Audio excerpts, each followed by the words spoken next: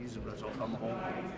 Yeah, obviously with the whole Damar situation, I just send, obviously for my family, nothing but love and prayers. It's a terrifying, scary situation. I'm just happy, he's okay.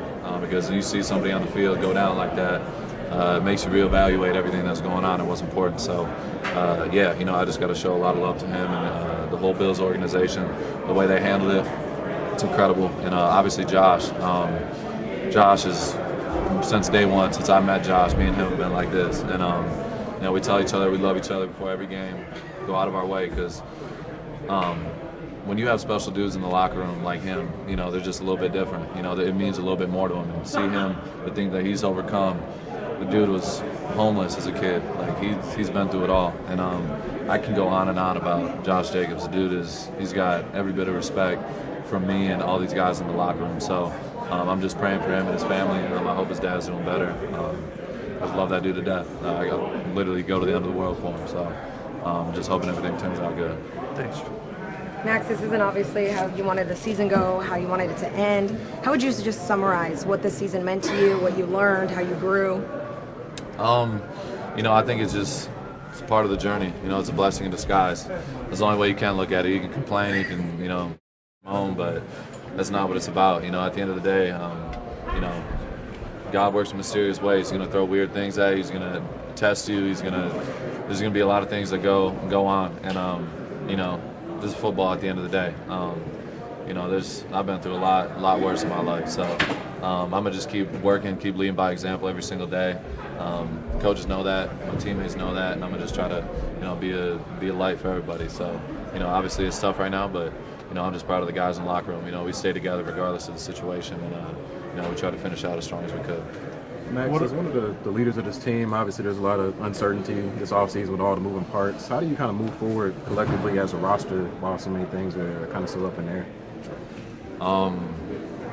I don't know. That's out of my pay grade. I'm gonna just try to, be the example, every single day. As a leader, I want, obviously for us to keep going forward, I want to win. That's all I want to do. At the end of the day, I come here, I work all year round to be the best player I can be. And I want guys like that with me, and that's all that matters. At the end of the day, I want to be, I want to win here, and that's really all that matters. In the first half, Kansas City came out of the huddle in kind of like a circular motion kind of deal. Did you notice that? Have any thoughts on that? I don't know. That was different. It doesn't surprise me though.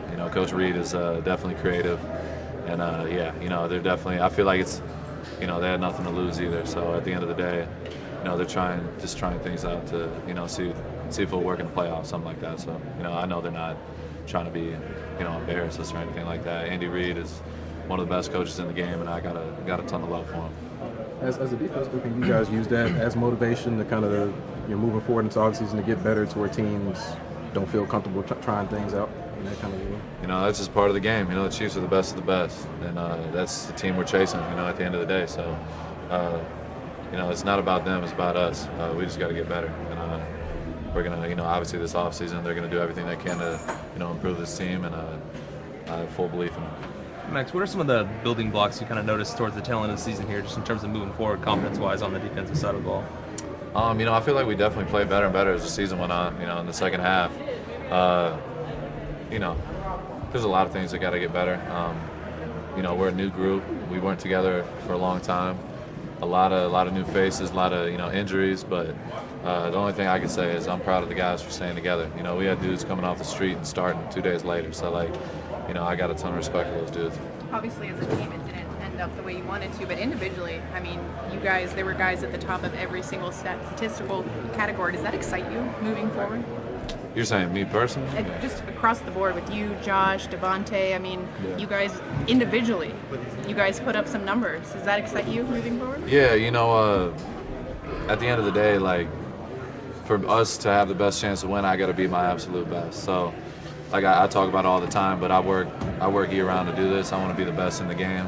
That's what I push for. I don't play to be one of the guys. I want to be the guy. I want to be the best, regardless of team. I want to be the best. So, yeah, that's why I work. And I know Davante thinks the same way. I know Josh thinks the same way. So, yeah, personally, I definitely feel like I took another step this year. But, we go back to the drawing board and continue to improve. So, That's all we can do.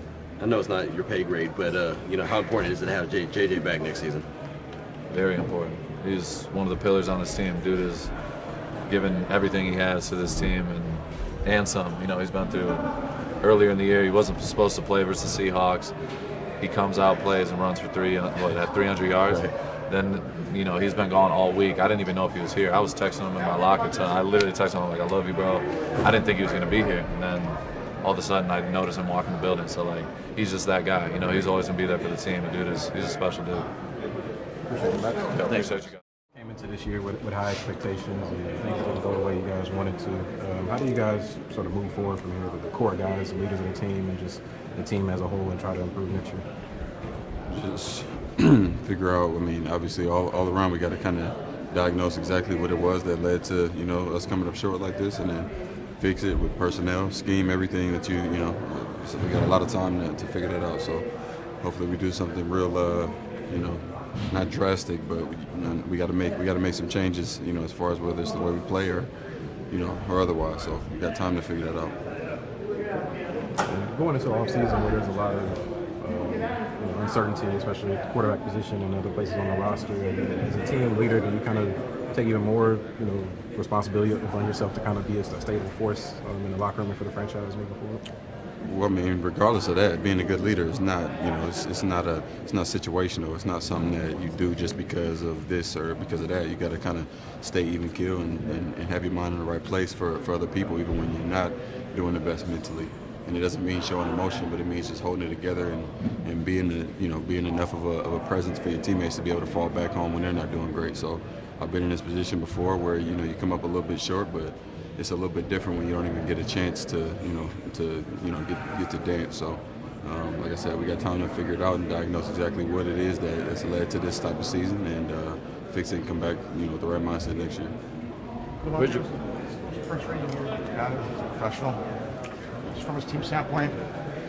Sure. Anytime you don't make the playoffs, so this is my third time not making the playoffs. So at the end of the day, it's a little bit of. I guess, I'm not here to label and put a title as this is the most frustrating, but it's always frustrating. Anytime you don't win the whole thing is frustrating. So, I'd love to have a better shot at trying to get into it than what we did this year, though. Is it a bit more of a relief now that the season's finally over? No, I don't really understand how that would be a relief. It'd be a relief if we finally were in the playoffs, but not that the year's over. No. My dad had woke up and told me he wanted me to play, so that's why I'm here. There's a report that we read that your son actually is the one that called 911. Is that true? Yeah, my son. My son and my dad are like best friends. So they always you always see one, you always see the other. But man, I'm just happy. He's really smart enough to, understand what was going on in that situation. It was rough for me trying to explain to him, what happened and stuff like that. So, yeah, I told him I'm proud of him. My pops said he is a hero. So, yeah. When was it that he woke up and told you he wanted you to play? Yesterday. Yes, sir. I got in late last night. Really. Probably running off of 4 or 5 hours of sleep right now. I'm kind of, out of it. But yeah. And he had surgery Wednesday. Yeah, he had surgery. Keep going up and down. He has a unique heart. His heart is backwards compared to a normal heart. So the surgery took longer than expected, and there's been a lot of hiccups in the last few days. So yeah. The fact that he told you that he wanted you to play today, how much was today's game for him? This was probably the hardest game I've ever played. Not in the sense of physical or anything like that, just mentally, trying to stay in it, being on the sideline or having too much time to think, and think about what's going on and think about, steps out and, being a rock of your family. It's never easy when the person that's your rock, is going through it. So it's just been an interesting time for me. Throughout the week, how much support would you say you've been able to get from your teammates, from guys having your back? Yeah, man. That's what made coming back, good. I mean, basically the whole team. I mean, even people upstairs, that don't really work with me every day. I definitely got that love and that support. I mean, when I told Josh, I was thinking about, going home because the situation was going on. Everybody had my back with it, and they knew it wasn't really about football. So I appreciate them, That's just the love that they got for me, and I got the same type of love for them. When you're watching Monday Night Football and what takes place, and then the next day, how surreal is that? Like, every NFL player's mind is on Hamlin, and all of a sudden for you, boom. Yeah, it became even more real. I mean, you think about what happened on the field. I mean, that's a reality for a lot of us. You know what I'm saying? Like, just with this sport and how physical it is.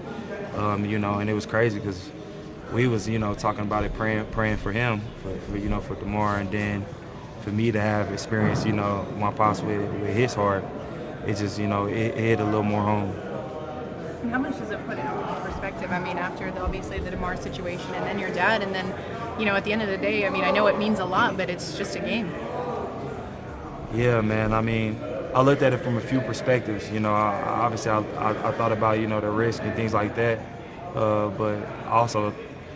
It's like, man, it made me cherish these moments. You never know when your last play is. You never know when your last game, your last second, your last moment with the team, playing the game and doing something you love.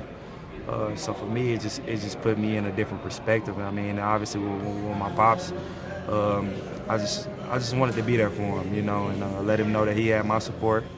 And, let him know that he's a fighter and that we love him, and that we got him. So.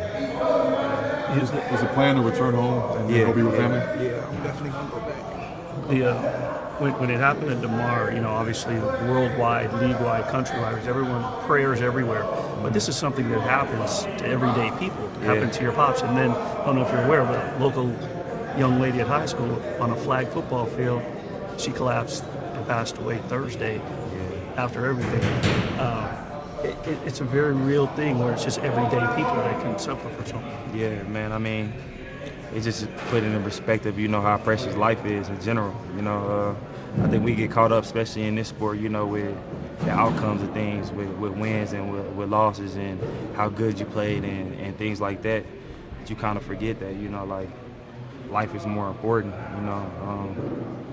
And for me, man, I mean, that's all I'm caring about right now, trying to be there for my dad, but also, my son, with him having to go through that and experience that, without anybody being there, and I had to try to explain to him that, he did good, he was thinking that he did something wrong and things like that, and just been a rough time. Thanks, Joe. Yeah. Thanks, Josh. Appreciate it. Thanks, Josh.